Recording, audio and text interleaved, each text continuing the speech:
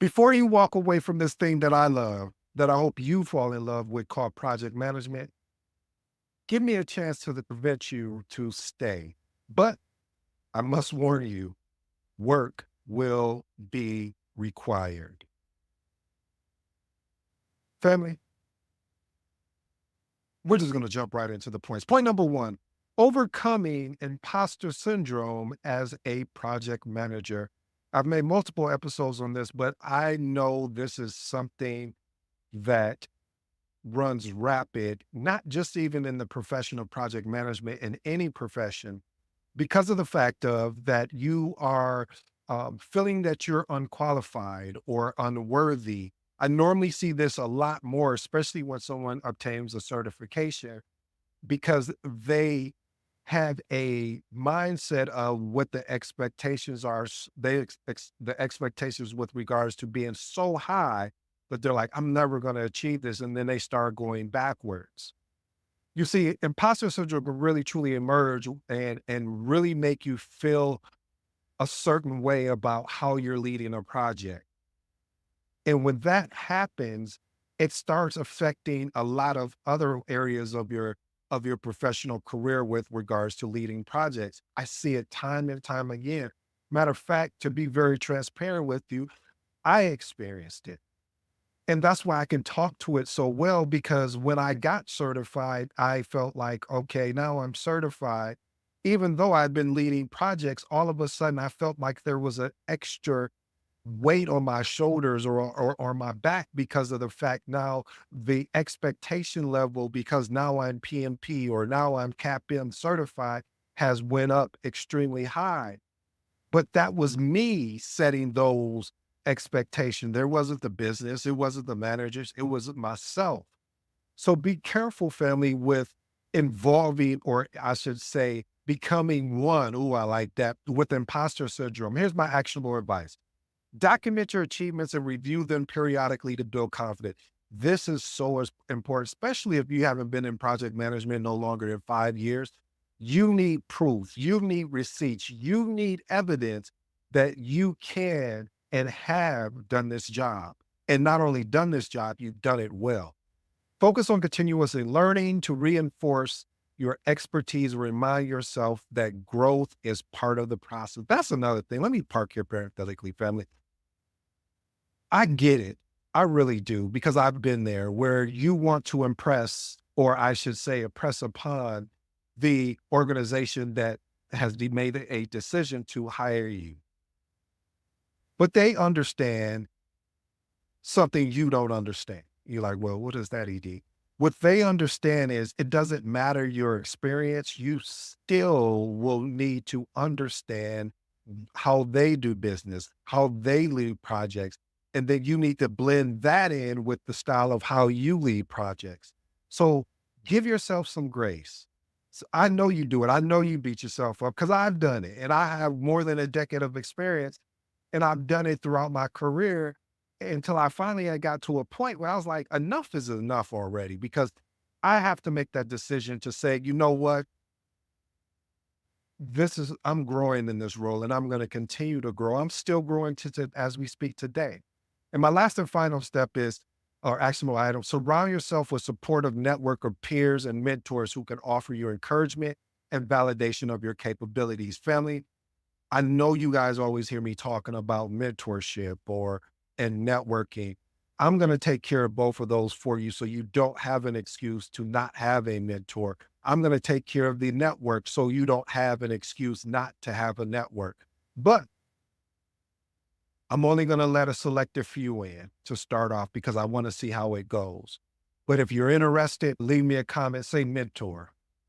All right, point number two, leading a meeting where you are the least knowledgeable in the room.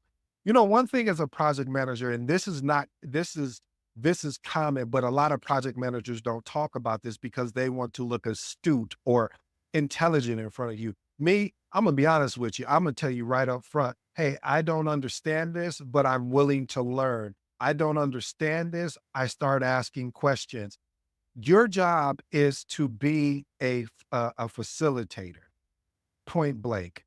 You should be not intimidated, because again, what if What is the definition of a project? Let's just take the root word: unique, temporary.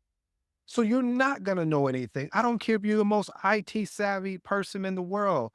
If this project is not around your functionality within IT, if I'm talking servers and you know nothing about servers because I'm talking about because the project is based on cloud, these are two different things.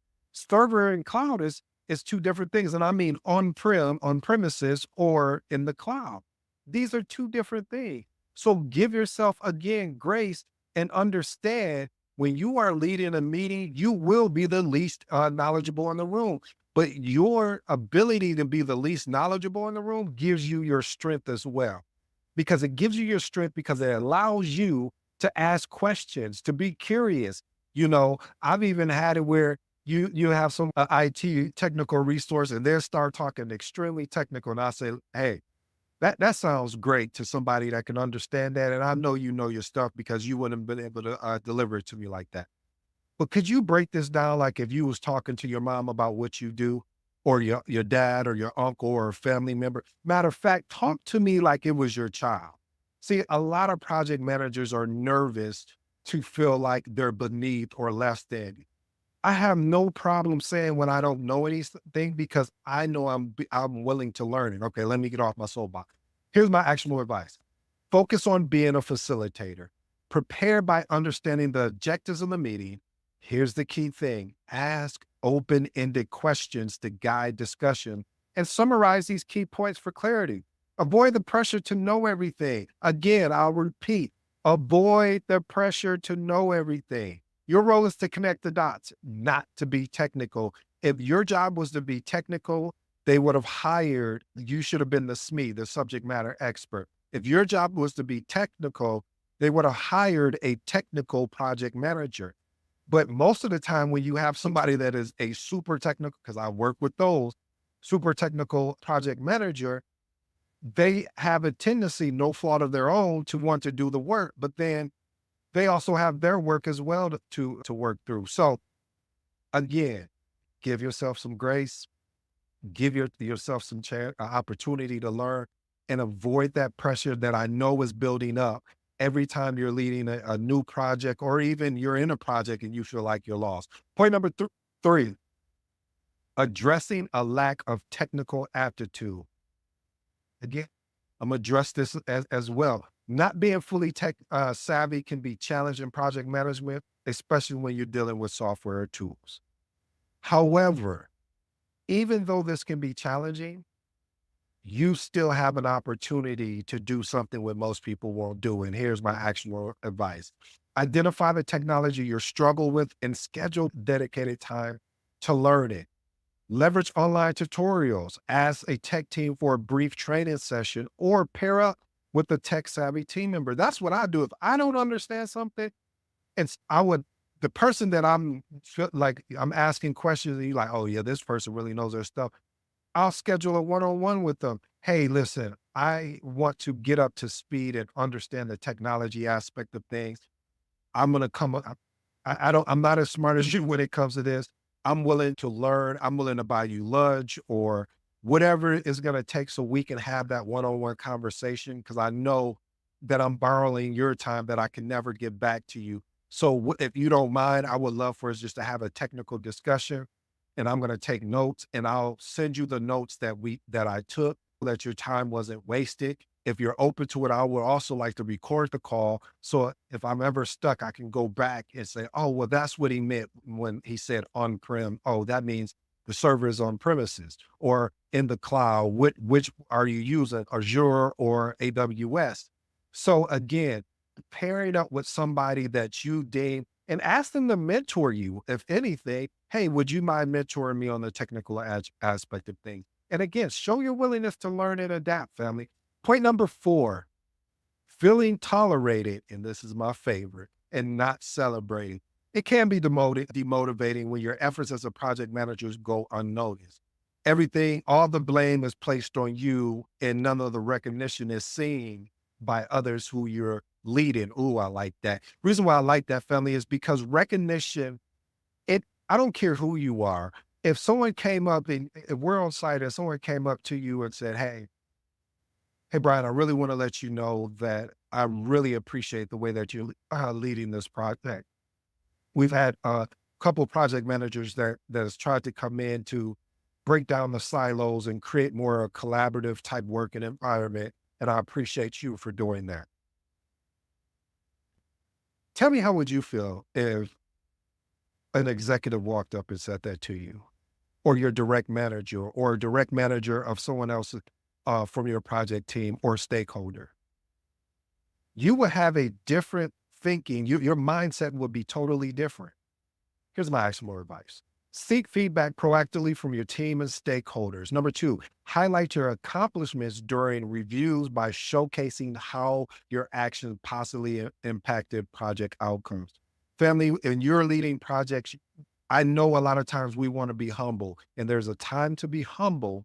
And then there's a time to say, hey, let me show you the impact that I've had. Let me show you the influence that I had. We were all in silos. And then I was able to get teams that normally wouldn't even want to talk to each other, and they're trying to solve things through email. Now we're collaborating and we're working through problems as a team instead of individuals.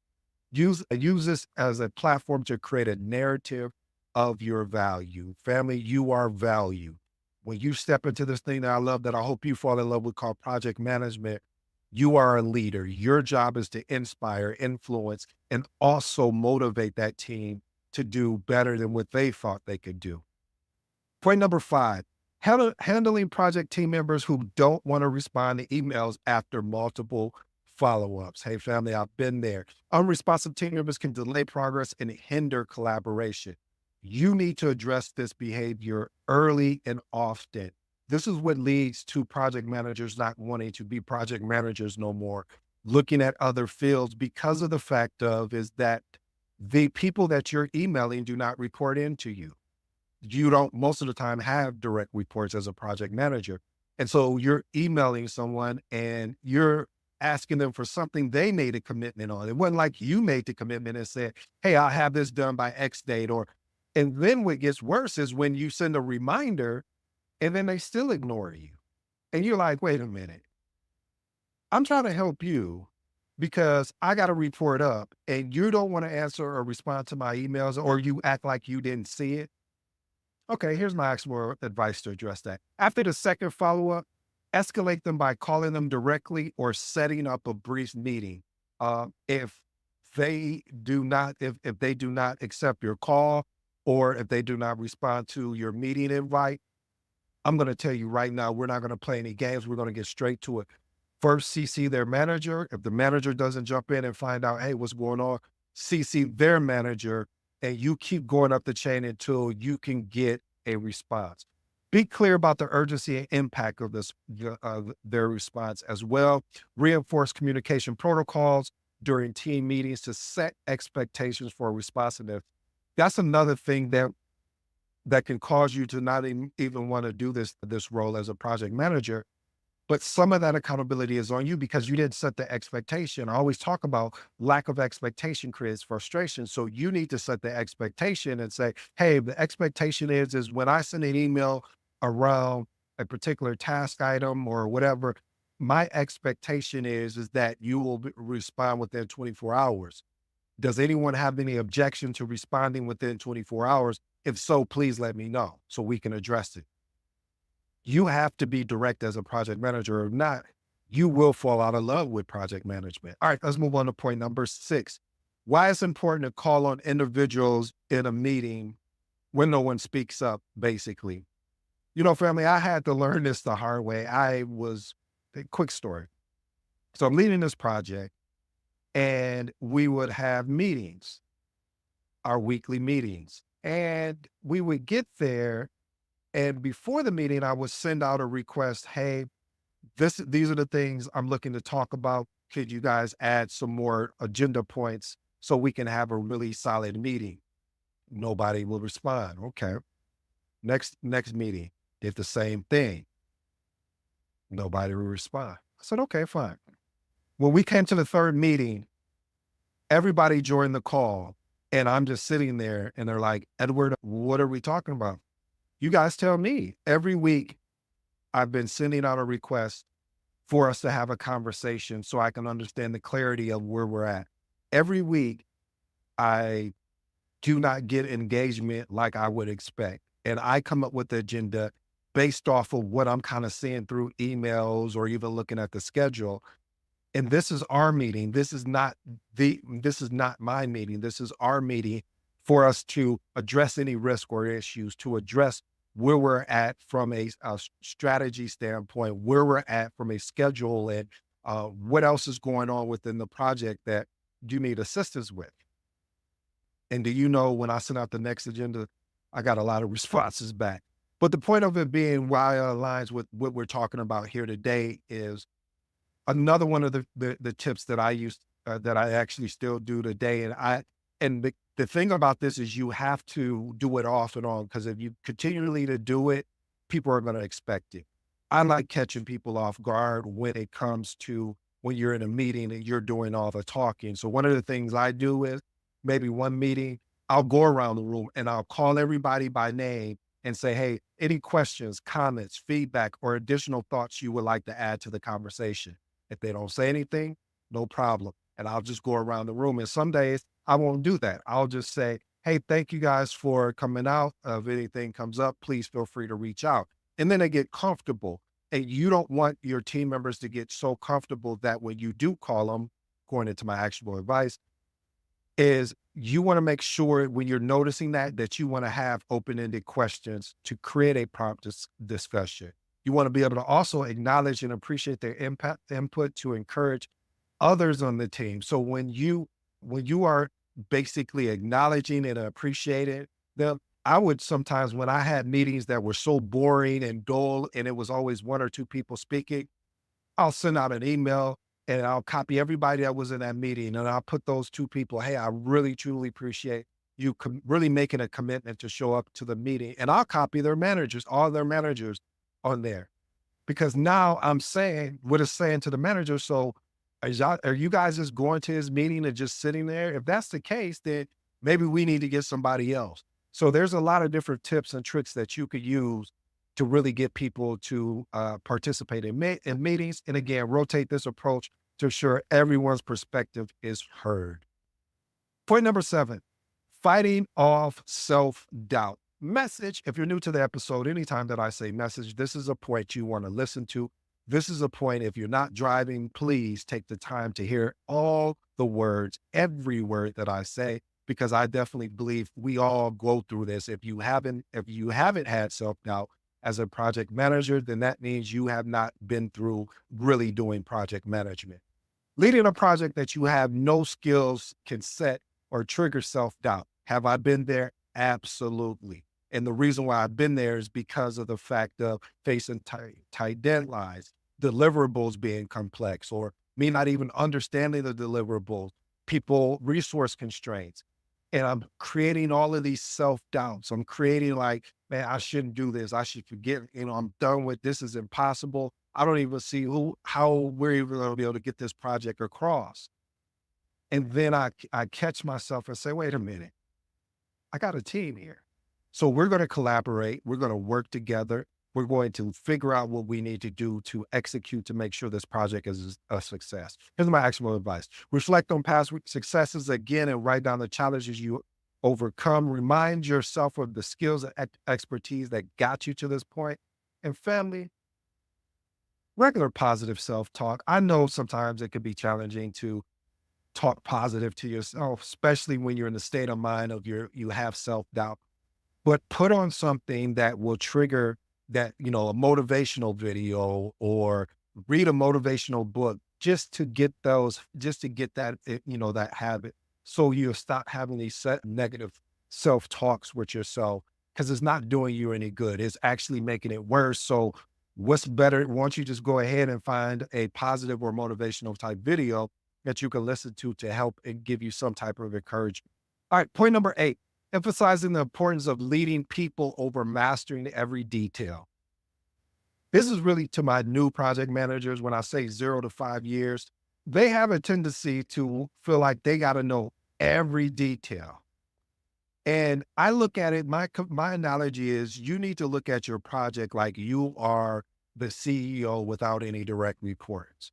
And CEOs, they don't know every minute details. They know the outcome, they know some of the challenges, they know how everything works, but they don't know the minutia. They don't know where Johnny didn't show up and we had to get Betty to come in to fill Johnny in. Betty's good, but Johnny he knows his product inside and out. So stop, please, I'm begging you, stop trying to master every aspect of the project, but effective project managers focus on leading their team and orchestrating the task. Here's my actionable advice. Prioritize understanding team dynamics, motivation, and collaboration techniques. Delegate, I'll say that again, delegate the technical tasks and maintain a high level perspective to steer the project strategically. Here's my 3 transformational recommendations. If you stayed this long, truly appreciate you. Point number 1, overcome your imposter syndrome. Again, family, imposter syndrome can emerge because you feel unqualified, you feel unworthy, you maybe hit a roadblock and now you're confused on what you're going to do. Surround yourself with a supportive network, peers, mentor, people that believe in you is going to be important. Point number 2, emphasize the importance of leading over mastering every detail. Like I said, I know it's tempting to want to know everything about the project from a technical, non-tech. That's not your role. Your role is to delegate those technical tasks. Your role is to maintain a high level perspective, but most of all, drive the outcome strategically in getting this project done within the triple constraints. What is that? Quality, cost, scope, and time.